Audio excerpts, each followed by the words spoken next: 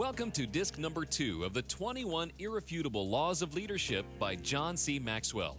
Copyright 2007, published by Thomas Nelson.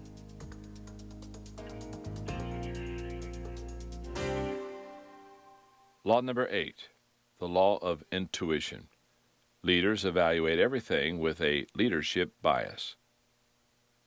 Because I'm a communicator and do a lot of public speaking, people occasionally want to hear from my wife, Margaret, and she gets invited to speak at an event. As the date approaches, Margaret works on her presentation and puts together her notes, but we inevitably end up having a conversation something like this. "John, how do you think I should start?" she asks. "It depends," I answer. That's not much help. "Margaret, I'm not trying to be difficult. Every speaking situation is different." "Okay, but what would you do?" "Well, I'd go out and talk to many of the attendees before the event started to try to get a feel for who they are. Just check out the room. And I'd listen to what the host said and to the people who spoke before me to get an idea if I should play off something they said that happened earlier. I'd find a way to really connect with the audience."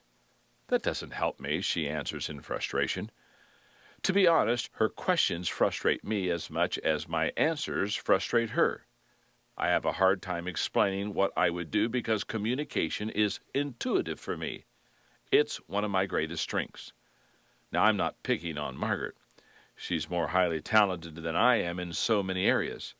To give you an idea, when I'm getting ready to speak at an event and I'm trying to pick out my clothes, I'm worthless.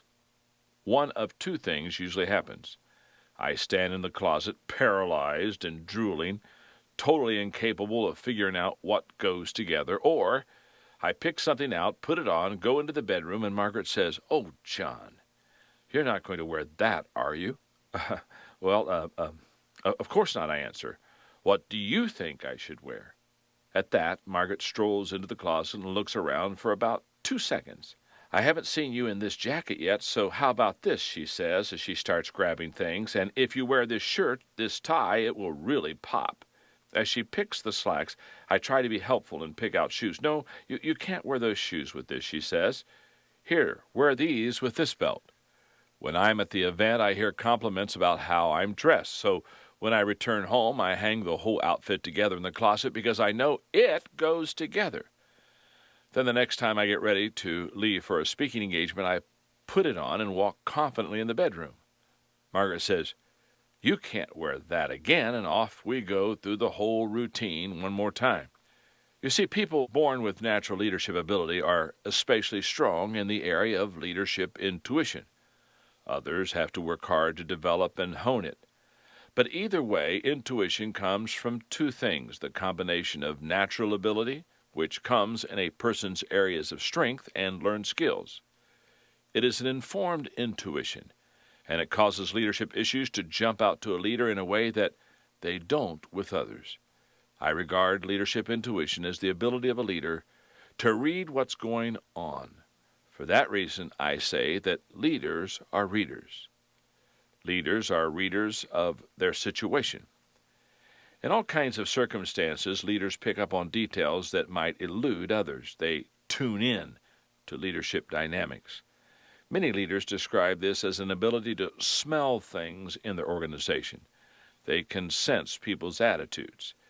They are able to detect the chemistry of a team. They can tell when things are humming and when they're winding down or getting ready to grind to a halt. They don't need to sift through stats, read reports, or examine a balance sheet.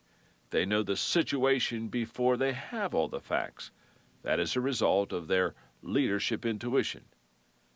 Leaders are readers of trends.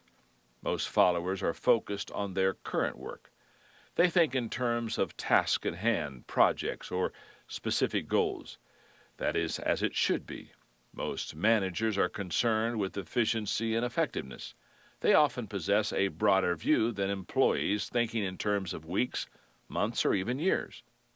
But leaders take an even broader view. They look years, even decades ahead. Their intuition tells them that something is happening, that conditions are changing, and that trouble or opportunity is coming. Leaders must always be a few steps ahead of their best people or they're not really leading. They can do that only if they are able to read trends. Leaders are readers of their resources. A good worker encounters a challenge and thinks, what can I do to help? A high achiever asks, how can I solve this problem? A peak performer wonders, what must I do to reach the next level so that I can overcome this? Leaders see a challenge, problem, or opportunity, and they think, who is the best person to take this on? What resources, raw materials, technology, information, and so forth do we possess that will help us? What will this take financially? How can I encourage my team to achieve success? Leaders see everything with a leadership bias. Their focus is on mobilizing people and leveraging resources to achieve their goals rather than on using their own individual efforts. Leaders who want to succeed maximize every asset and resource that they have for the benefit of their organization. For that reason, they are continually aware of what they have at their disposal. Leaders are readers of people.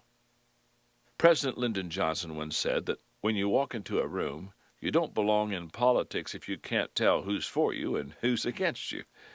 Reading people is perhaps the most important intuitive skill leaders can possess. After all, if what you are doing doesn't involve people, it's not leadership. And if you aren't persuading people to follow, then you're not leading. Leaders are readers of themselves. Finally, good leaders develop the ability to read themselves. Leaders must know not only their own strengths and blind spots, skills and weaknesses, but also their current state of mind. Why? Because leaders can hinder progress just as easily as they can help create it. In fact, it's easier to damage an organization than it is to build one. We've all seen excellent organizations that took generations to build begin falling apart in a matter of years. Whenever leaders face a problem, they automatically measure it and begin solving it using the law of intuition. They evaluate everything with a leadership bias. For example, leadership intuition came into play in the recent years at Apple Computer. Just about everybody knows the success story of Apple.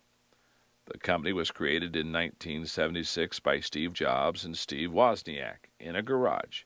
Just 4 years later, the business went public, opening at $22 a share and selling 4.6 million shares.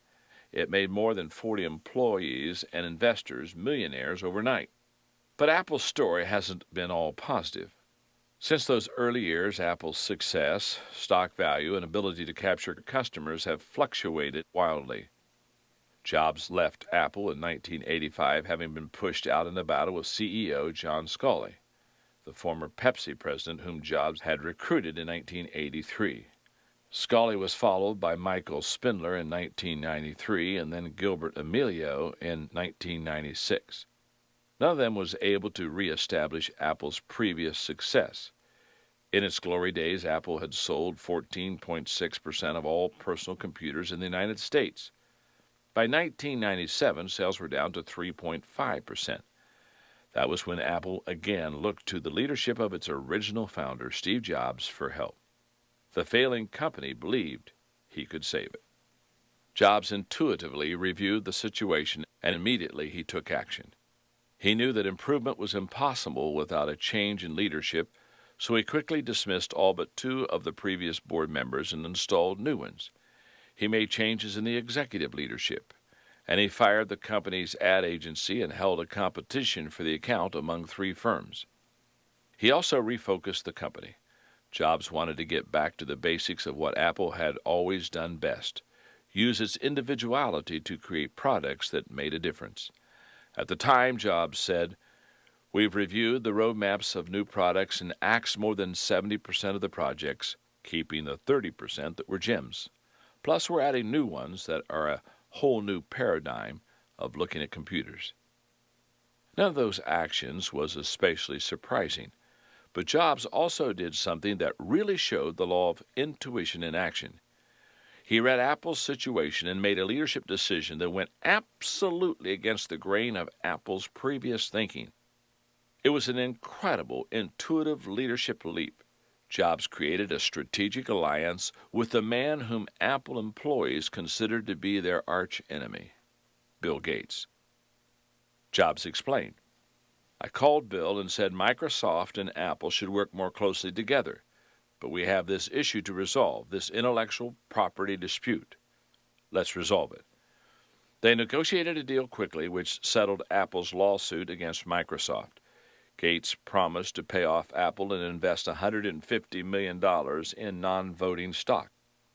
That cleared the way for future partnership and brought much-needed capital to the company. It was something only an intuitive leader would have done.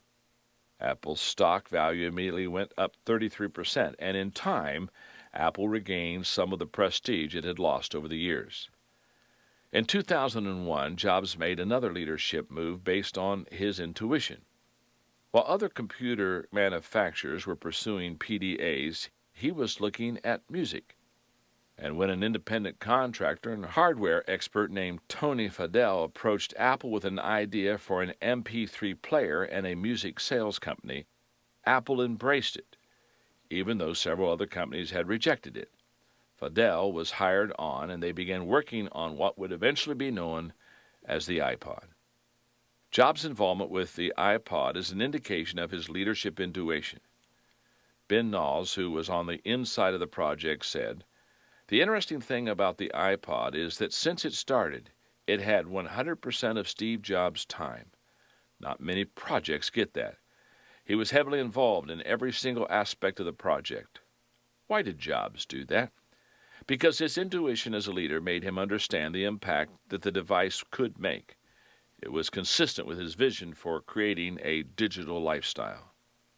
Jobs has been right on. Sales have been phenomenal and have exceeded the company's computer sales. Apple was making a profit while other technology companies suffered. By spring of 2002, Apple had shipped more than 10 million units. By the end of 2005, Apple possessed 75% of the world's market for digital music players. Jobs' story is a reminder that leadership really is more art than science. The principles of leadership are constant, but the application changes with every leader and every situation. That's why it requires intuition. Without it, leaders get blindsided, and that's one of the worst things that can happen to a leader. If you want to lead long, lead well, and stay ahead of others, you've got to obey the law of intuition. Law number 9, the law of magnetism. Who you are is who you attract. Effective leaders are always on the lookout for good people. I think each of us carries around a mental list of what kind of people we would like to have in our organization or department. Think about it. Do you know who you're looking for right now? What is your profile of perfect employees? What qualities would they possess? Would you want them to be aggressive or entrepreneurial? Are you looking for leaders? Do you care whether they are in their 20s, 40s, or 60s? What will determine whether the people you want are the people you get, whether they will possess the qualities that you desire? You may be surprised by the answer. Believe it or not, who you attract is not determined by what you want. It's determined by who you are. In most situations, unless you take strong measures to counteract it, you draw people to you who possess the same qualities that you do. That's the law of magnetism. Who you are is who you attract. When I was a kid, my mother used to tell me that birds of a feather flock together. I thought that was a wise saying when I was spending time with my older brother Larry and playing ball. He was a good athlete, so I figured that made me one too. As I grew up, I think I instinctively recognized that good students spent time with good students, people who only wanted to play stuck together, and so on. But I don't think I really understood the impact of the law of magnetism until I moved to San Diego, California, and became the leader of the last church that I pastored. My predecessor at Skyline Church was Dr. Orville Butcher.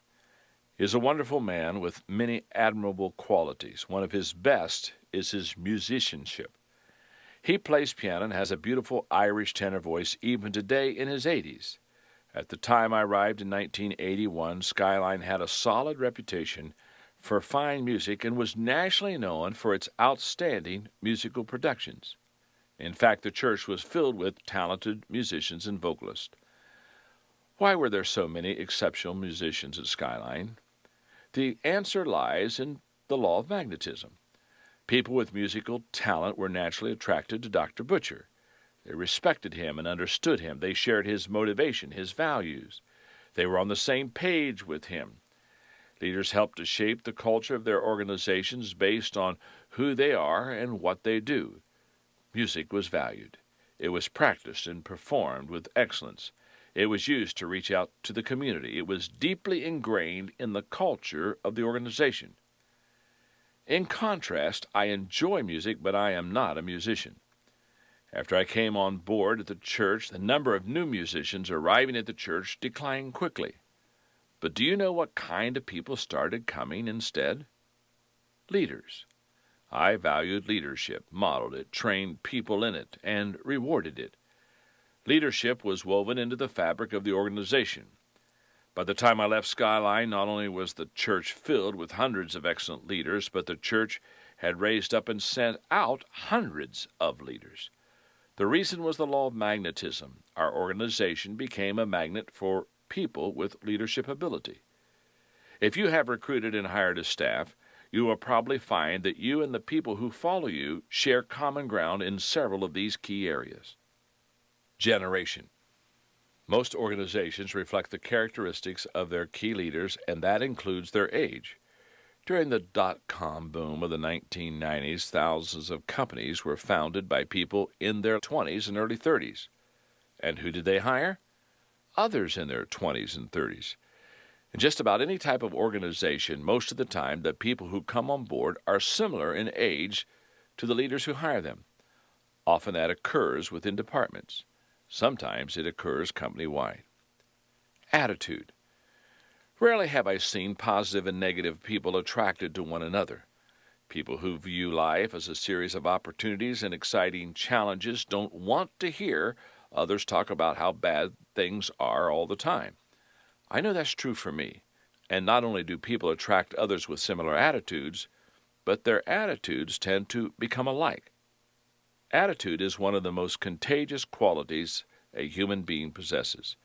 People with good attitudes tend to make people around them feel more positive. Those with a terrible attitude tend to bring others down. Background. One of Theodore Roosevelt's memorable accomplishments is his daring charge up San Juan Hill with the Rough Riders during the Spanish-American War. Roosevelt personally recruited that all-volunteer cavalry company, and it was said to be a remarkably peculiar group of people. It was comprised primarily of two types of men, wealthy aristocrats from the Northeast and cowboys from the Wild West. Why? Because Roosevelt was an aristocratic-born, Harvard-educated New Yorker who turned himself into a real-life cowboy and big-game hunter in the Dakotas of the West. He was a strong and genuine leader in both worlds, and as a result, he attracted both kinds of people. People attract and are attracted to others of similar background. Blue-collar workers tend to stick together. Employers tend to hire people of their same race. People with education tend to respect and value others who also are well educated. This natural magnetism is so strong that organizations that value diversity have to fight against it. Values. People are attracted to leaders whose values are similar to their own. Think about the people who flocked to President John F. Kennedy after he was elected in 1960. He was a young idealist who wanted to change the world, and he attracted people with a similar profile. When he formed the Peace Corps and called people to service, saying, "Ask not what your country can do for you, but what you can do for your country," thousands of young, idealistic people stepped forward to answer the challenge. It doesn't matter whether the shared values are positive or negative. Either way, the attraction is equally strong. Think about someone like Adolf Hitler. He was a very strong leader, as you can judge by his level of influence, but his values were rotten to the core. What kind of people did he attract? Leaders with similar values, all utterly evil men. The law of magnetism is powerful. Whatever character you possess is what you will likely find in the people who follow you. Energy. It's a good thing that people with similar levels of energy are attracted to one another, because when you pair a high-energy person with a low-energy person and ask them to work closely together, they can drive one another crazy. The high-energy person thinks the low-energy one is lazy, and the low-energy person thinks the high-energy one is insane. Giftedness. People do not go out looking for mediocre leaders to follow. People are attracted to talent and excellence, especially in their area of giftedness. They are most likely to respect and follow someone who possesses their kind of talent. Business people want to follow bosses with skill in building an organization and making a profit. Football players want to follow coaches with great football talent. Creative people want to follow leaders who are willing to think outside the box. Like attracts like. That may seem pretty obvious. Yet I've met many leaders who expected highly talented people to follow them, even though they neither possess nor express value for those people's giftedness. As you listen to this chapter, you may find yourself in one of two situations. You may be saying to yourself, I'm not crazy about people I'm attracting. Am I stuck with my situation? The answer is no. If you are dissatisfied with the leadership ability of the people that you are attracting, then embrace the law of process and work to increase your leadership skill. If you want to grow an organization, grow the leader. If you find the people you attract to be unreliable or untrustworthy, then examine your character. Developing stronger character can be a more difficult road, but the payoff is huge. Good character improves every aspect of a person's life. On the other hand, you may be saying, I like who I am, and I like the kind of people I attract. That's great. Now take the next step in effective leadership. Work at recruiting people who are different from you to staff your weaknesses. If you don't, important organizational tasks are likely to be overlooked, and the organization will suffer as a result. An organization will never fulfill its potential if everyone in it is a visionary or if everyone is an accountant. It is possible for a leader to go out and recruit people unlike himself, but those are not the people he will naturally attract. Attracting people unlike yourself requires a high degree of intentionality. To succeed at it, people must believe in you, and the vision you share must be compelling. Who you are is who you attract. That is the law of magnetism. If you want to attract better people, become the kind of person you desire to attract. Law number 10, the law of connection. Leaders touch a heart before they ask for a hand. There are incidents in the lives and careers of leaders that become defining moments for their leadership. In the perception of followers, the general public, and historians, those moments often represent who those leaders are and what they stand for. Here's an example of what I mean. I believe the presidency of George W. Bush can be summed up by two defining moments that he experienced during his time of office. The first moment occurred early in his first term, and it defined that entire term in office. Just 4 days after the collapse of the World Trade Center towers, Bush went to Ground Zero. He spent time there with the firefighters, police officers, and rescue workers. He shook hands, he listened. He took in the devastation. He thanked the people working there and told them, "The nation sends its love and compassion to everybody who's here." Reports said that the spirits of the tired searchers lifted when the president arrived and started shaking hands. Cameras captured Bush standing in the wreckage with his arm around firefighter Bob Beckwith. When some members of the crowd shouted that they couldn't hear him, Bush called back, "I can hear you. The rest of the world hears you. And the people who knocked these buildings down will hear all of us soon." The people cheered. They felt validated. They felt understood. Bush had connected with them in a way no one had seen him do prior to that moment. The second incident came during Bush's second 4 years in office, and it defined that second term. It occurred on August 31, 2005, just 2 days after the landfall of Hurricane Katrina. After the levees in New Orleans broke and the water flooded into the city, instead of visiting the city as he did in New York after 9/11, Bush flew over New Orleans in Air Force One, peering through one of the jet's small windows to see the damage. To the people on the Gulf Coast, it was a picture of indifference. After the worst of the tragedy was over, no matter what President Bush said or how much help he provided, he was unable to regain the people's confidence and trust. He had failed to connect with the people. He had broken the law of connection. For leaders to be effective, they need to connect with people. Why? Because you first have to touch people's hearts before you can ask for their hand. That is the law of connection. All great leaders and communicators recognize this truth and act on it almost instinctively. You can't move people to action unless you first move them with emotion. An outstanding orator and African-American leader of the 19th century was Frederick Douglass. It's said that he had a remarkable ability to connect with people and move their hearts when he spoke.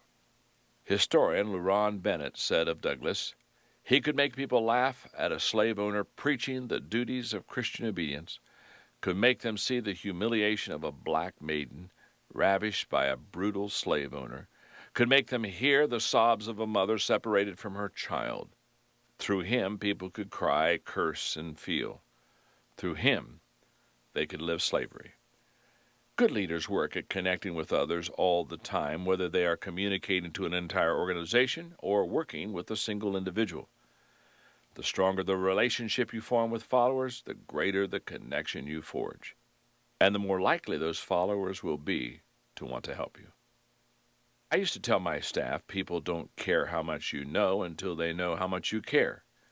They would groan because they heard me say it so much, but they recognized that it was true nonetheless. You develop credibility with people when you connect with them and show that you genuinely care and want to help them. And as a result, they usually respond in kind and want to help you. How do you connect? Whether you're speaking in front of a large audience or chatting in the hallway with an individual, the guidelines are the same. Communicate with openness and sincerity. People can smell a phony a mile away. Legendary NFL coach Bill Walsh observed, "Nothing is more effective than sincere, accurate praise, and nothing more lame than a cookie-cutter compliment." Authentic leaders connect. Know your audience. When you work with individuals, knowing your audience means learning their names, finding out about their histories, asking about their dreams. When you communicate to an audience, you learn about the organization and its goals.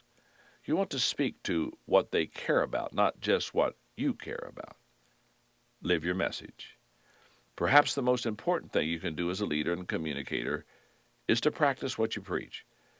That's where credibility comes from. Plenty of people out in the marketplace are willing to say one thing to an audience, but to do something else. They don't last. Go where they are. As a communicator, I dislike any kind of barrier to communication. I don't like to be too far from my audience or too high above them on stage. And I definitely don't want any physical barriers between me and the people. But a person's method of communication can also be a barrier. Whether I'm speaking from a stage or sitting across from someone in my office, I try to speak the other person's language to go to that person. I try to be attuned to others' culture, background, education, and so on. I adapt to others. I don't expect them to adapt to me. Focus on them, not yourself. If you go on an elevator with me and ask me to tell you the secret to good communication before I got off the next floor, I'd tell you to focus on others, not yourself. That is the number one problem of inexperienced speakers, and it is also the number one problem of ineffective leaders. You will always connect faster when your focus is not on yourself. Believe in them. It's one thing to communicate to people because you believe you have something of value to say. It's another thing to communicate with people because you believe they have value. People's opinion of us has less to do with what they see in us than it does with what we can help them see in themselves. Some leaders have problems with the law of connection because they believe that connecting is the responsibility of the followers. That is especially true of positional leaders. They often think, I'm the boss, I have the position, these are my employees, let them come to me. But successful leaders who obey the law of connection are always initiators. They take the first step with others and then make the effort to continue building relationships.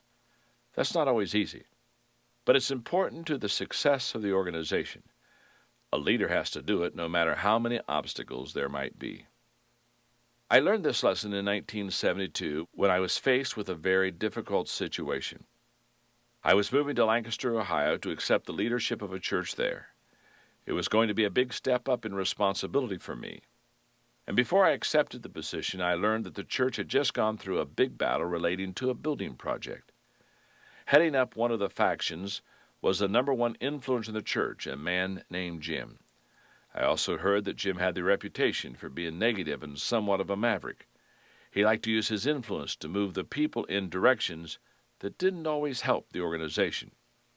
Because the previous leader of the church had faced opposition from Jim more than a few times, I knew that I needed to win him over.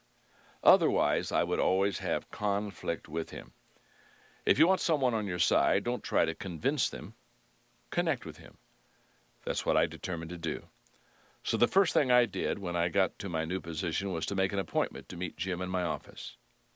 Jim, I said, as he sat in my office, I know you're the influencer in this church, and I want you to know that I've decided I'm going to do everything in my power to build a good relationship with you. I'd like to meet with you every Tuesday for lunch at the Holiday Inn to talk through issues. While I'm the leader here, I'll never take any decision to the people without first discussing it with you. I really want to work with you. But I also want you to know that I've heard you're a negative person. I continued, and that you like to fight battles. If you decide to work against me, I'll guess we'll just have to be on opposite sides.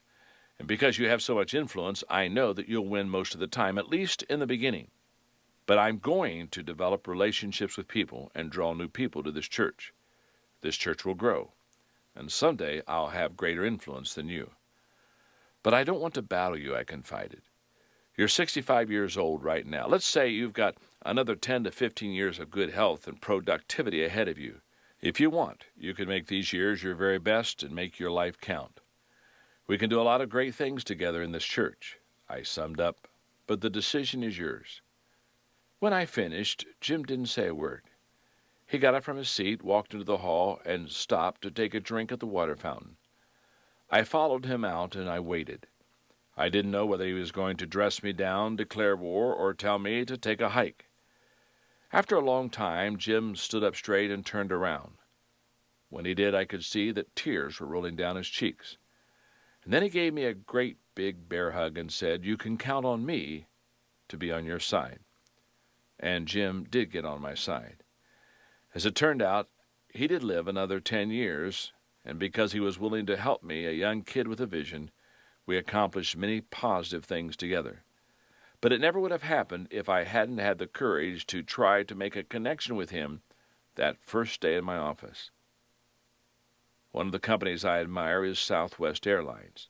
The company has been successful and profitable while other airlines have filed for bankruptcy and folded. The person responsible for the initial success of the organization and the creation of its culture is Herb Kelleher, the company's founder and current executive chairman of the board. I love what Southwest employees did on Boss's Day in 1994 because it shows the kind of connection Kelleher made with his people. They took out a full-page ad in USA Today and addressed the following message to Kelleher.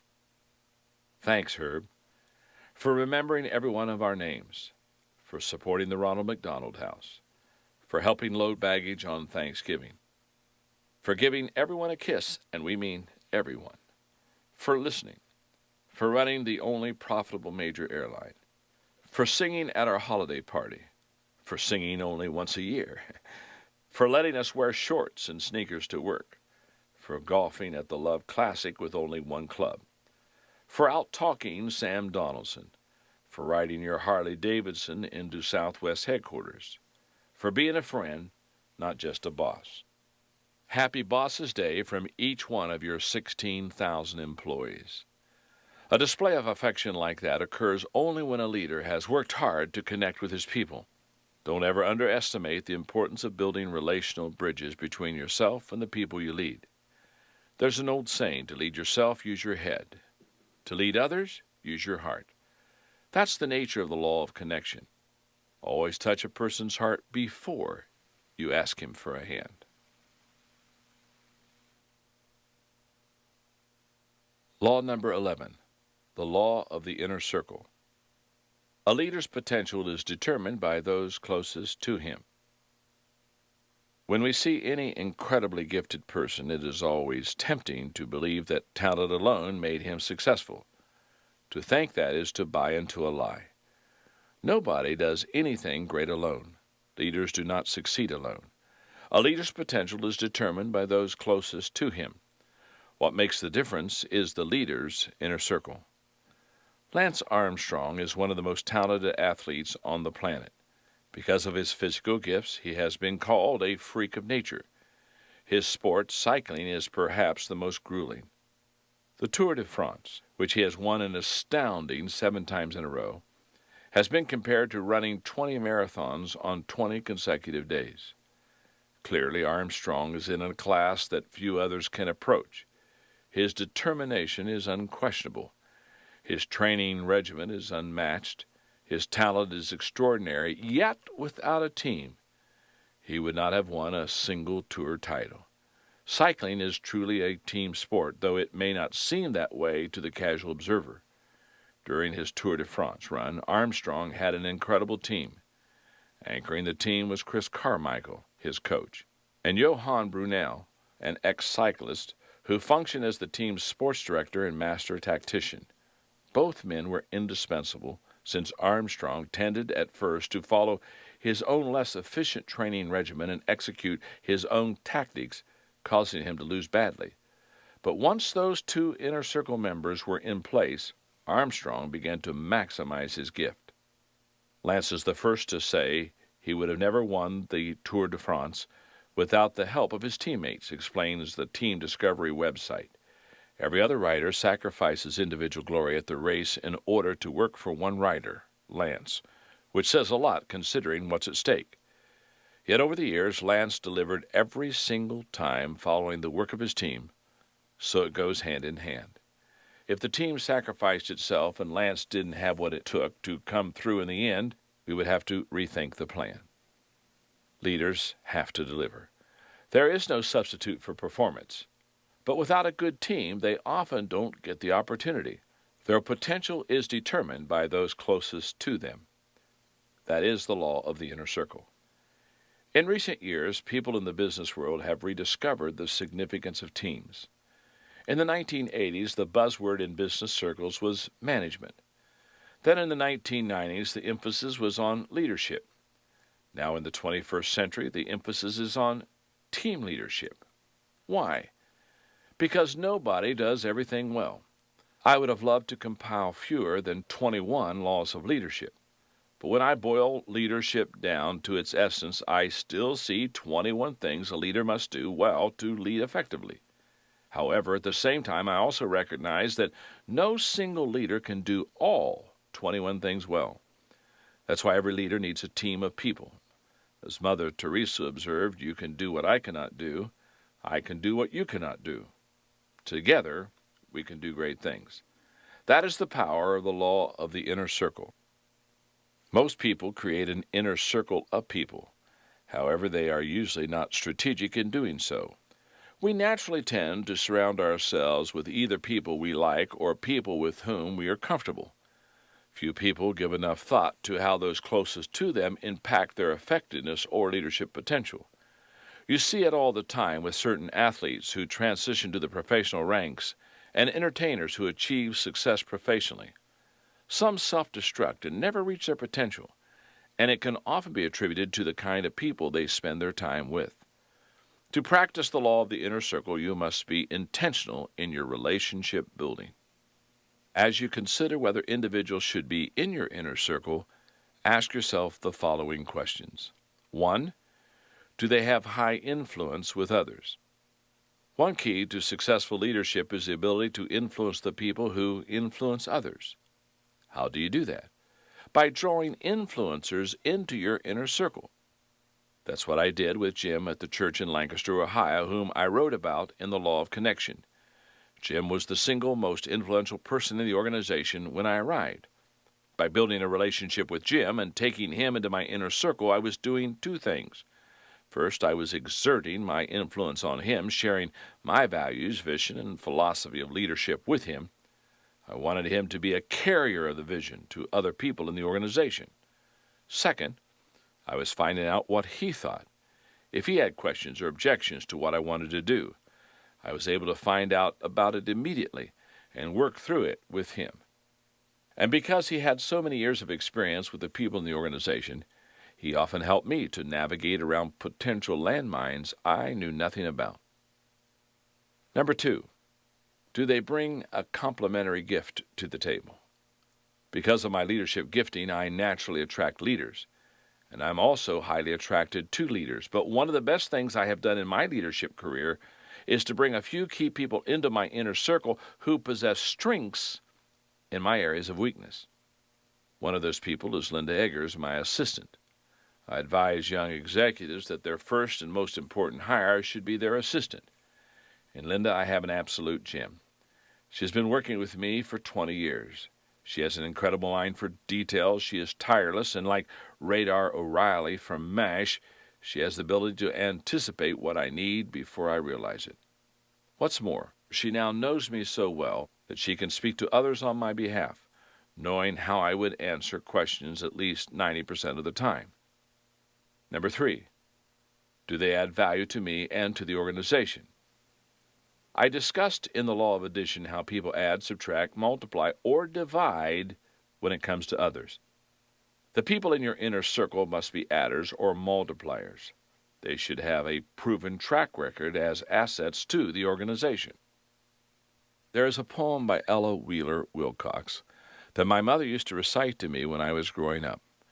There are two kinds of people on earth today, just two kinds of people, no more, I say, not the good and the bad, for 'tis well understood the good are half bad and the bad are half good. No, just two kinds of people on earth, I mean, are the people who lift and the people who lean.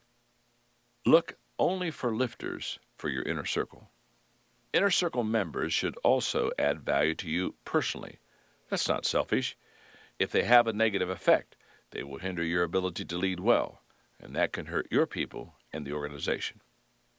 Number 4, do they positively impact other inner circle members?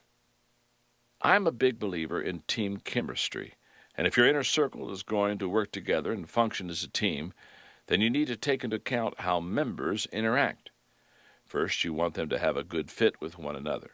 Just as members of a championship basketball team have complementary skills and compatible roles, you want each inner circle member to have a place in your life where he contributes without stepping on the other's toes. Second, you want inner circle members to make one another better, to raise one another's game. Sometimes that comes because they encourage one another. Sometimes it happens when they help one another by sharing information and wisdom. And sometimes it comes from friendly competition. No matter how it happens, if they improve the ability of other team members, they also improve your leaders. No leader starts out with a strong inner circle. When leaders take on new positions, they often have to build their inner circle from scratch. That was the case for me in 1981 when I accepted the offer to lead Skyline Church in San Diego, California. The church had a great history and nationally recognized reputation. It had been founded in the 1950s by Orville Butcher, a wonderful man who was retiring after serving there for 27 years. Dr. Butcher had touched the lives of thousands of people with his leadership. It was a good church, but it did have one problem. It had not grown in years. One of the first things I did after taking the job was to meet with each staff member to assess individual abilities. Almost immediately I discovered why the church had flatlined. The staff members were good people, but they were not strong leaders. No matter what I did with them, they would never be able to take the organization to the place we needed to go. In a church of that size, the staff is the leader's inner circle. If the staff is strong, then the leader can make a huge impact, but if the staff is weak, he can't. That's the law of the inner circle. The task that lay ahead of me was clear. I needed to remove the weak leaders and bring in better ones. That was the only way I would be able to turn the situation around. Mentally, I divided the people into three groups according to their ability to lead and deliver results. The bottom third I dismissed right away and began replacing them with the best people I could find. Then I began working on the middle third, and then what had been the top.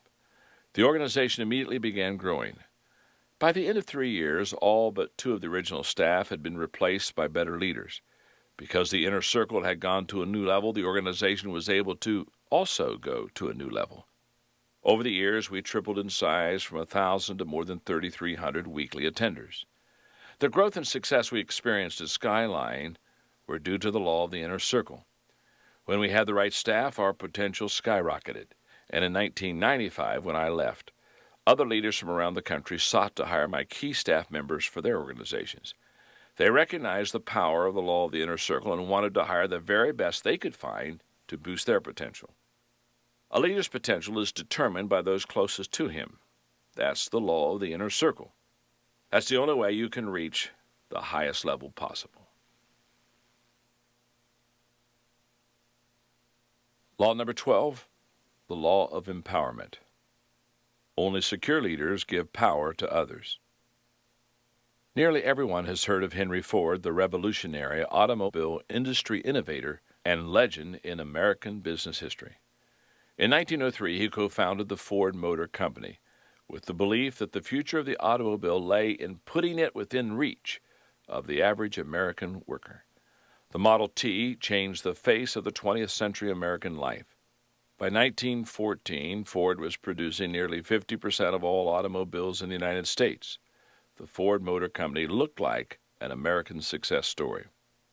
However, all of Ford's story is not about positive achievement, and one reason is that he didn't embrace the law of empowerment. Henry Ford was the antithesis of an empowering leader. He continually undermined his leaders and looked over the shoulders of his people. He even created a sociological department within Ford Motor Company to check up on his employees and direct their private lives. As time went by, he became more and more eccentric. He once went into his accounting office and tossed the company's books into the street, saying, "Just put all the money we take in a big barrel, and when a shipment of material comes in, reach into the barrel and take out enough money to pay for it."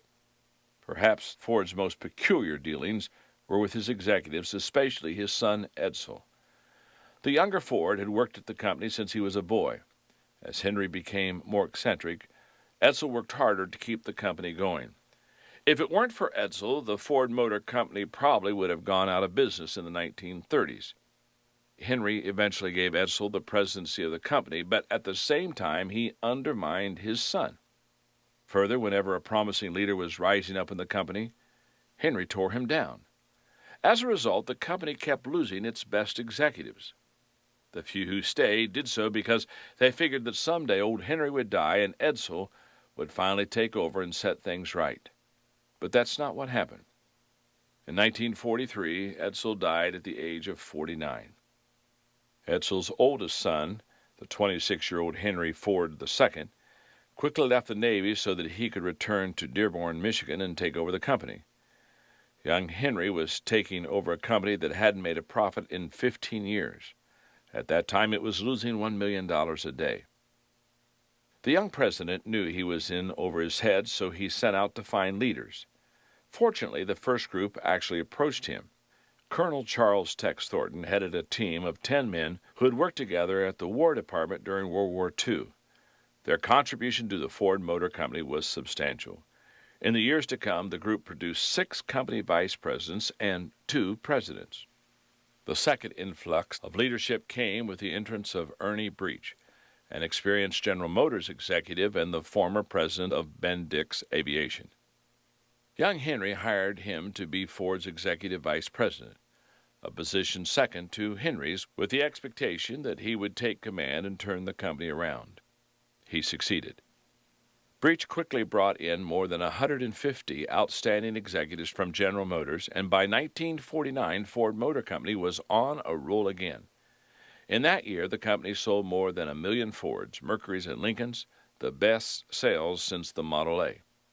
If Henry Ford II had lived by the law of empowerment, the Ford Motor Company might have grown enough to eventually overtake General Motors and become the #1 car company again.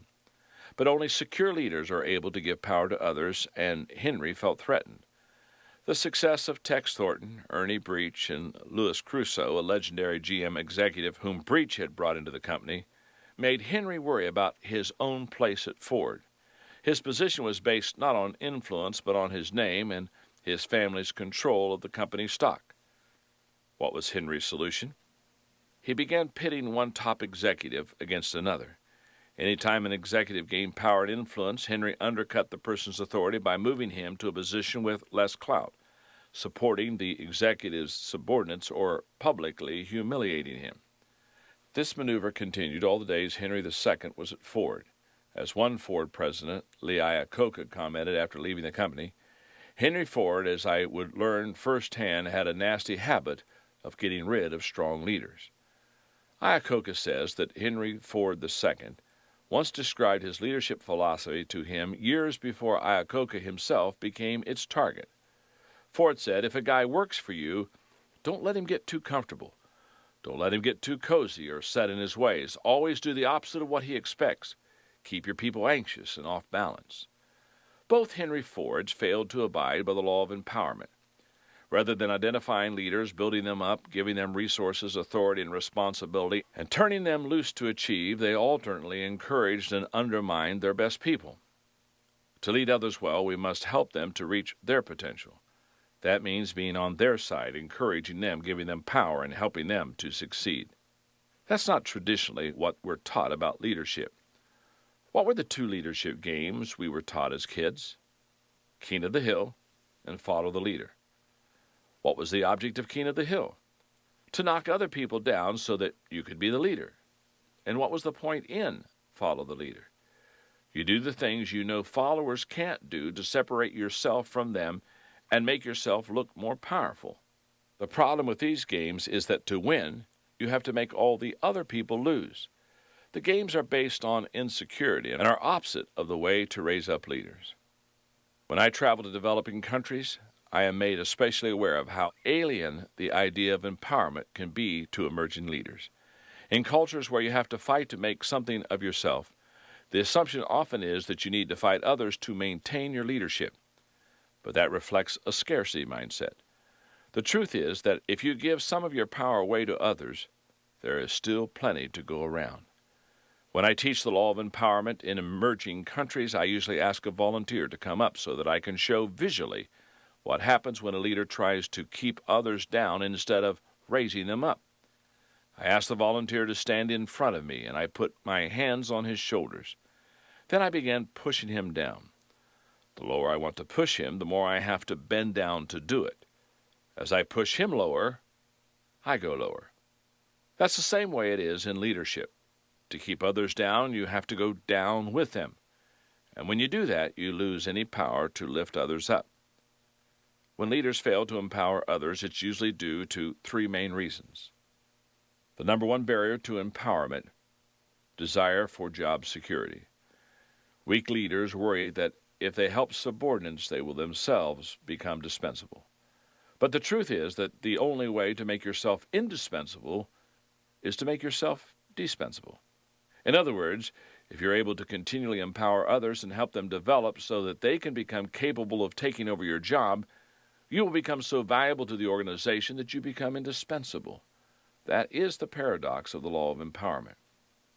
What if I work myself out of a job by empowering others, you may ask, and my superiors don't recognize my contribution? That can happen in the short term. But if you keep raising up leaders and empowering them, you will develop a pattern of achievement, excellence, and leadership that will be recognized and rewarded. If the teams you lead always seem to succeed, people will figure out that you are leading them well. The number two barrier to empowerment: resistance to change. By its very nature, empowerment brings constant change because it encourages people to grow and innovate. Change is the price of progress. That's not always easy to live with. Most people don't like change.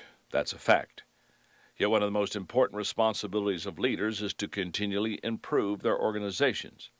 As a leader, you must train yourself to embrace change, to desire it, to make a way for it. Effective leaders are not only willing to change, they become change agents.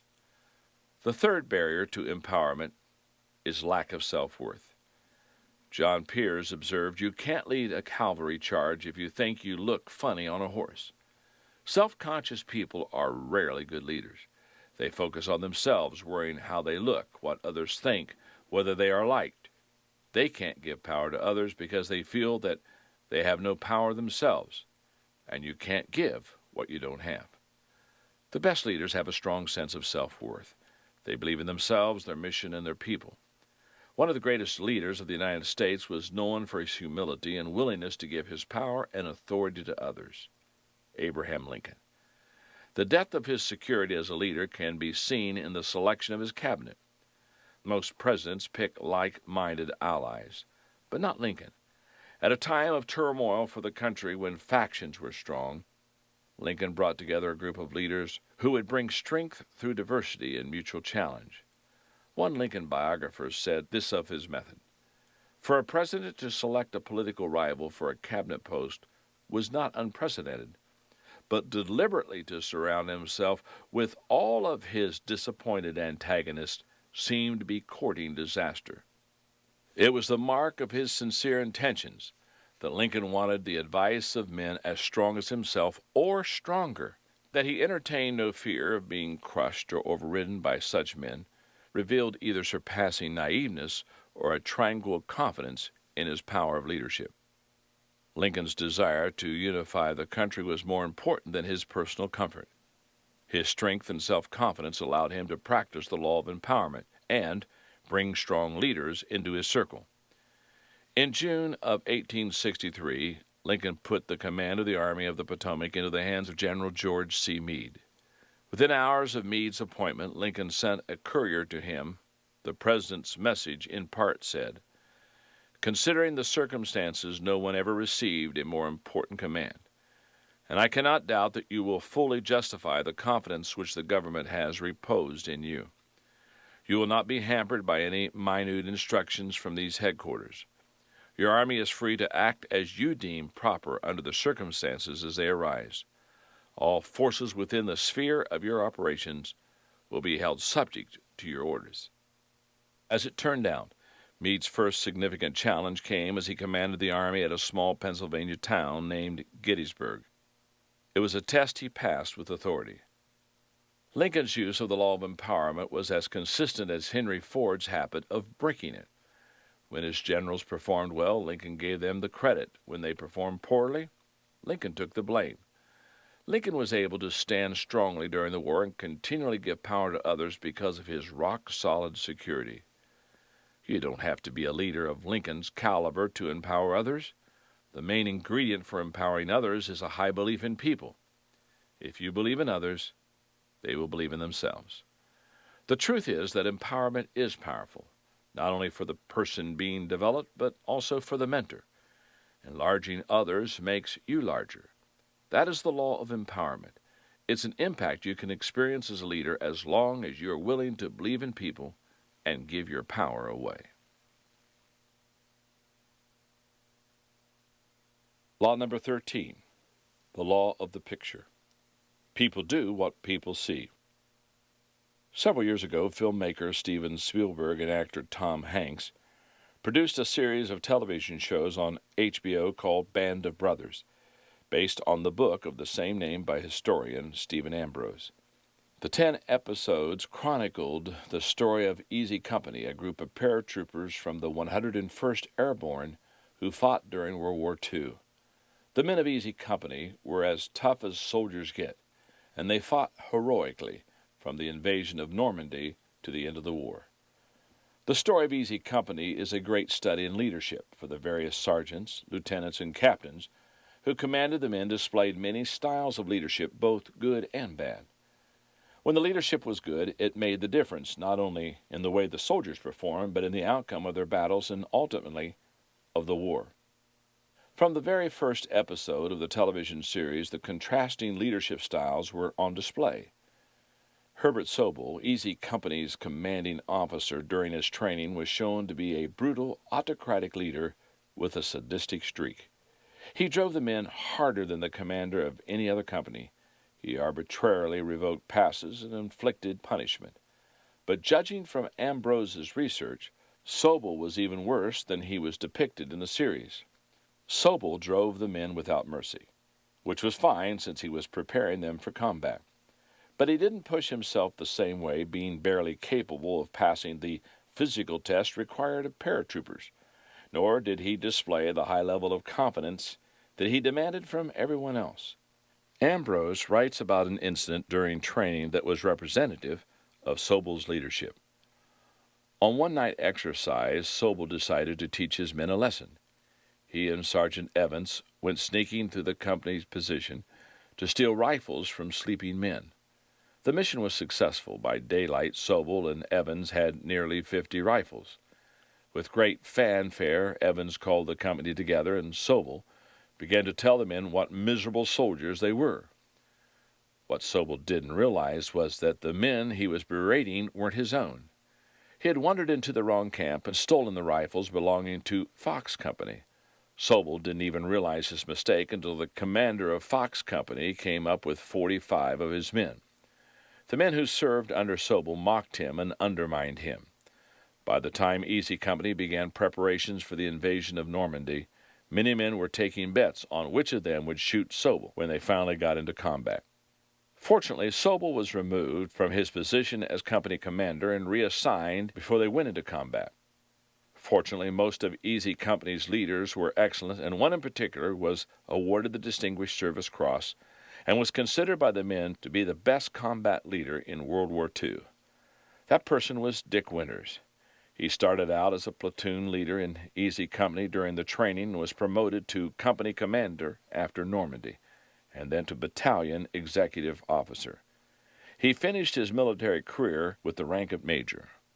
Time after time, Winters helped his men to perform at the highest level, and he always led them in front, setting the example, taking the risk along with his men. Ambrose describes Winters' philosophy of leadership simply as officers go first. Whenever his troops needed to assault an enemy position, Winters was in front leading the charge.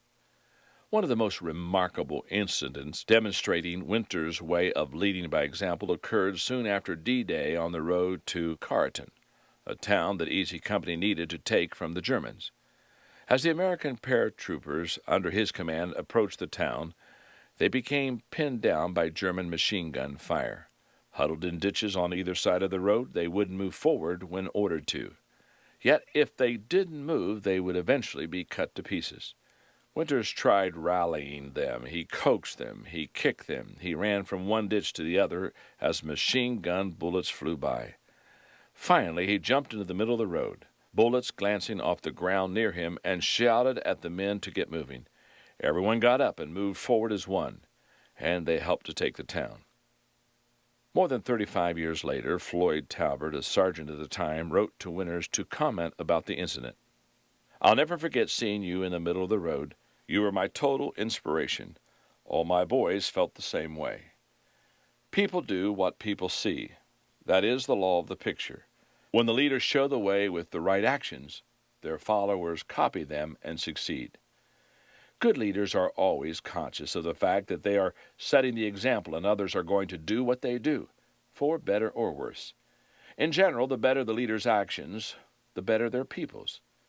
When times are tough, uncertainty is high, and chaos threatens to overwhelm everyone, followers need a clear picture from their leaders the most. That's when they need a leader who embraces the law of the picture. The living picture they see in their leader produces energy, passion, and motivation to keep going. If you desire to become the best leader you can become, you must not neglect the law of the picture. As you strive to improve as an example to your followers, remember these things. First, followers are always watching what you do. If you are a parent, you have probably already realized that your children are always watching what you do. Say anything you want, but your children learn more from what they see than from anywhere else. As parents, Margaret and I realized this early. No matter what we taught our children, they insisted on behaving like us. How frustrating. Just as children watch their parents and emulate their behavior, so do employees watching their bosses. If the bosses come in late, then employees feel that they can too. If the bosses cut corners, employees cut corners. People do what people see. Secondly, it's easier to teach what's right than to do what's right. One of my earliest challenges as a leader was to raise my living to a level of my teaching. I can still remember the day that I decided that I would not teach anything I did not try to live out. That was a tough decision, but as a young leader, I was learning to embrace the law of the picture. Author Norman Vincent Peale stated, "Nothing is more confusing than people who give good advice but set a bad example." I would say a related thought is also true. Nothing is more convincing than people who give good advice and set a good example. Recently, I received calls on the same day from two reporters, one from the Chicago Tribune and the other from USA Today, about teaching ethics in the business arena. Both asked similar questions. They wanted to know if ethics could be taught. My answer was yes. But many of the companies that teach ethics classes had ethics problems, one reporter pushed back. That's because ethics can be instilled in others only if it's taught and modeled for them, I replied. Too many leaders are like bad travel agents. They send people places they have never been. Instead, they should be more like tour guides, taking people places that they have gone and sharing the wisdom of their own experiences. Leadership by example always has a powerful impact on others. One of the leaders I admire is Rudy Giuliani, former mayor of New York City. During his career, first as an attorney working for the United States government and then later as an elected official, Giuliani led by example. He says in his book, Leadership, that he is very aware that what he does sets the tone for those who follow him. You cannot ask those who work for you to do something you are unwilling to do yourself, he states. It's up to you to set a standard of behavior. Giuliani sums up his leadership this way. All my life I have been thinking about how to be a leader, whether it was when I was running the corruption unit of the U.S. Attorney's Office in the Southern District of New York, then the narcotics unit, or turning around a bankrupt Kentucky coal company after being appointed as receiver, or watching Ronald Reagan, Judge McMahon, and others. I realized later that much of what I was doing in studying these people so closely was preparing. Unconsciously, I was learning how to run things. In other words, he has simply done what he had seen his leaders do throughout his career. He had practiced the law of the picture. Law number 14, the law of buy-in. People buy into the leader, then the vision. When I teach leadership seminars, I field a lot of questions about vision. Invariably, someone will come up to me during a break, give me a brief description of an evolving vision, and then ask me, "Do you think my people will buy into my vision?" My response is always the same. First, tell me this. Do your people buy into you?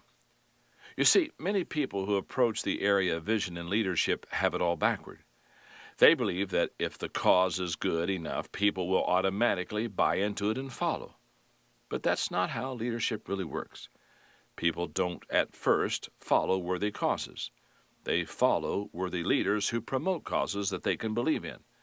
People buy into the leader first, then the leader's vision. Having an understanding of that changes your whole approach to leading people. For the person who attends one of my conferences and asks whether his people will follow, the question really becomes, have I given my people reasons to buy into me? If the answer is yes, they will gladly buy that leader's vision. But if the leader has not built credibility with his people, it really doesn't matter how great the vision is. During the .com boom, I read an article in Business Week that profiled entrepreneurs who partnered with venture capitalists in the computer industry. At that time, Silicon Valley in California was full of people who worked in the computer industry for a short time and then tried to start their own companies. Every day, hundreds of them were buzzing around trying to find investors so that they could get their ideas and enterprises off the ground. Most never found backing, but whenever an entrepreneur succeeded once, she found it pretty easy to find money the next time around. Many times, the investors weren't even interested in finding out what the entrepreneur's vision was. If they'd bought into the person, then they readily accepted the ideas. The writer of the article interviewed software entrepreneur Judith Estrin and her partner. At that time, they had founded 2 companies. She said that funding her first company took 6 months and countless presentations, even though she had a viable idea and believed in it 100%. But the startup of her second company happened almost overnight. It took only 2 phone calls that lasted mere minutes for her to land $5 million in backing. When the word got out that she was starting her second company, people were dying to give her even more money. She said we had venture capitalists calling us and begging us to take their money. Why had everything changed so drastically for her? Because the law of buy-in. People had bought into her, so they were ready to buy into whatever vision she offered, sight unseen. When followers don't like the leader or the vision, they look for another leader. The only time people will follow a leader they don't like with a vision they don't believe in is when the leader has some kind of leverage. That could be something as sinister as a threat of physical violence or as basic as the ability to withhold a paycheck. If the followers have a choice in the matter, they don't follow. And even if they don't have much of a choice, they start looking for another leader to follow. This is a no-win situation for everyone involved. When followers don't like the leader, but they do like the vision, they look for another leader. You may be surprised by this. Even though people may think a cause is good, if they don't like the leader, they will go out and find another one. That's one reason that coaches change teams so often in professional sports. The vision for any team always stays the same. Everyone wants to win a championship. But the players don't always believe in their leader, and when they don't, what happens? The owners don't fire all the players. They fire the leader and bring in someone they hope the players will buy into. The talent level of most professional coaches is similar. The effectiveness of their systems isn't much different. What often separates them is their leadership and their level of credibility with players. When followers like the leader but not the vision, they change the vision. When followers don't agree with their leader's vision, they react in many ways. Sometimes they work to convince their leader to change the vision. Sometimes they abandon their point of view and adopt their leader's. Other times they find a compromise. But as long as they buy into the leader, they rarely out and out reject him. They will keep following. An excellent example occurred in Great Britain. Tony Blair had a long tenure in office as Prime Minister. He was a popular leader elected to serve 3 terms. Yet at the same time, the majority of people in Great Britain were against Blair's policies of involving the nation in the war with Iraq.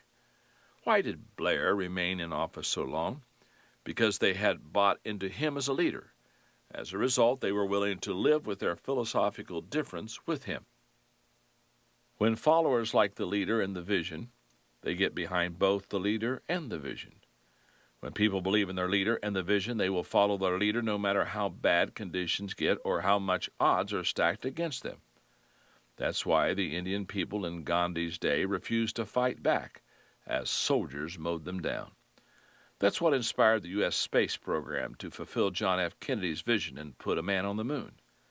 That's the reason people continued to have hope and keep alive the dream of Martin Luther King Jr., even after he was gunned down.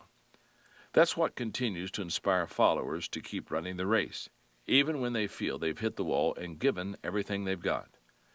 As a leader, having a great vision and a worthy cause is not enough to get people to follow you. You have to become a better leader. You must get your people to buy into you. That is the price you have to pay if you want your vision to have a chance of becoming a reality. You cannot ignore the law of buy-in and remain successful as a leader. If in the past you tried to get people to act on your vision but were unable to make it happen, you probably came up against the law of buy-in, maybe without even knowing it. As a leader, you don't earn any points for failing in a noble cause. You don't get credit for being right as you bring the organization to a halt. Your success is measured by your ability to actually take the people where they need to go. But you can do that only if the people first buy into you as a leader. That's the reality of the law of buy-in. You're listening to the 21 Irrefutable Laws of Leadership by John C. Maxwell. Copyright 2007, published by Thomas Nelson. This is the end of Disc 2.